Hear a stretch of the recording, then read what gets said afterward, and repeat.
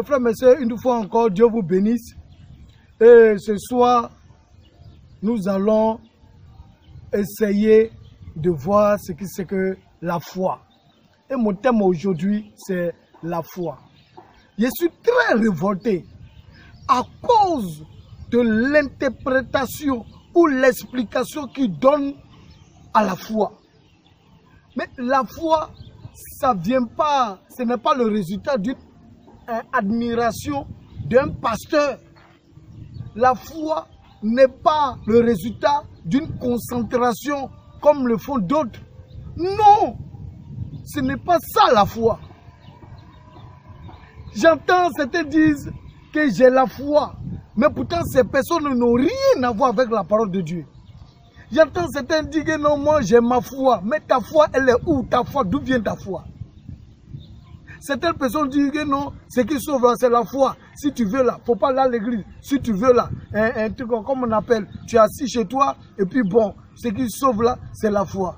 Oui, la Bible dit, nous sommes sauvés par la grâce, au moyen de la foi.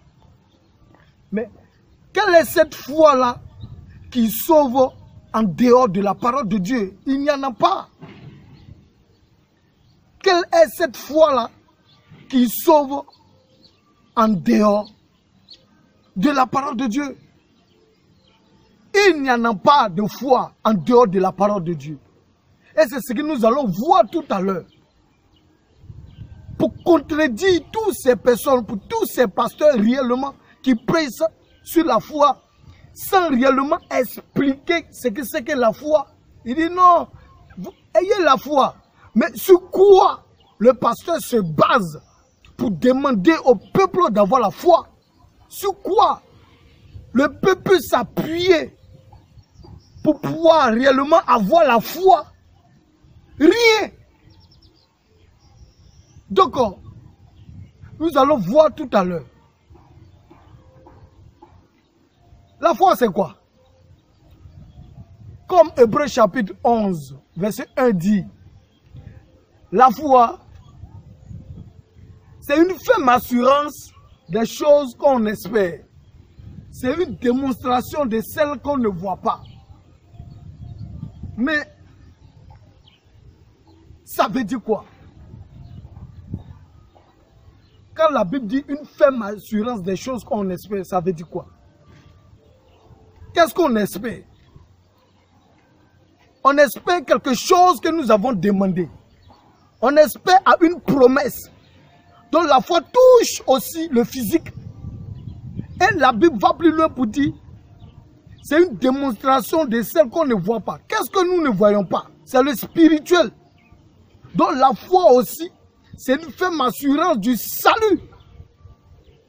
Nous allons voir tous ces genres de choses.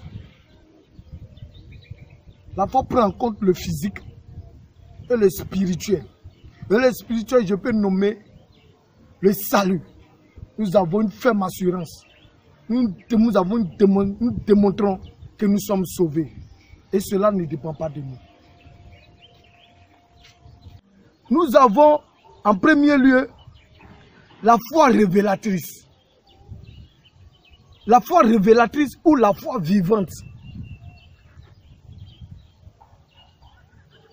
C'est tiré de Romains chapitre 10, verset 17. Donc, si la foi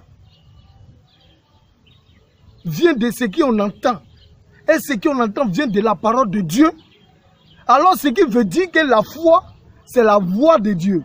C'est ça, la foi. La foi vient de ce qu'on entend, et ce qu'on entend vient de la parole de Dieu. Donc la foi révélatrice égale à la foi vivante. Ça veut dire quoi? Ce que Dieu te dit audiblement, ça crée quelque chose en toi, une assurance, une démonstration de ce que le Seigneur t'a dit. Regardez, regardez. Dans le jardin d'Éden, Dieu a donné des instructions à Adam. Voilà pourquoi le diable n'est pas passé par Adam, parce que Adam était ferme sur ce qu'il a entendu. Adam était ferme sur ce qu'il avait entendu, sur l'instruction que Dieu lui avait donnée. C'est ça la foi. C'est pourquoi le diable n'est pas passé par Adam, parce que le diable savait que s'il passait par Adam, il allait échouer. Pourquoi? Parce que Adam était ferme. Adam démontrait que ce qu'il a reçu de Dieu là, c'était la vérité. Deuxième point, la foi est une puissance. Nous allons voir dans le livre de Matthieu chapitre 9 verset 22, Marc 5 34 et Matthieu 15 verset 28. Parle de la foi qui sauve, la foi qui guérit. Voilà pourquoi je dis que cette foi-là, c'est une puissance. Il y a la foi qui amène à l'obéissance. La foi est une aussi puissance que j'avais dit, mais qui amène à l'obéissance. Il y a la foi qui conduit à l'amour du prochain, comme Jacques le dit. Jacques chapitre 2, verset 14 à 20. La foi qui amène, la foi qui conduit à l'amour du prochain. C'est-à-dire à aimer son prochain. Mais l'amour dont on parle, c'est on parle de la foi manifestée. On ne parle pas de la foi morte, on parle de la foi manifestée. C'est là même qui amène à poser des actes vis-à-vis de son prochain. C'est ça, la foi qui conduit à l'amour du prochain. Il y a la foi biblique en ses promesses. Marc chapitre 16, verset 17 à 18. La Bible dit, voici les signes qui accompagneront ceux qui auront cru. C'est vrai, la Bible a parlé. On s'appuie sur ce que la Bible a dit. On croit que ce que la Bible a dit, c'est la vérité. On croit fermement. Voilà, la foi biblique en ses promesses. Dans d'autres termes, c'est le mot croire qui est utilisé. Et ça, c'est important. Il faudrait que nous devons mettre ça dans notre tête. Il y a encore une chose. La foi est un don. La foi est un don. 1 Corinthiens chapitre 12 verset 9. Donc la foi, si la foi est un don, donc c'est un être qui doit grandir en nous.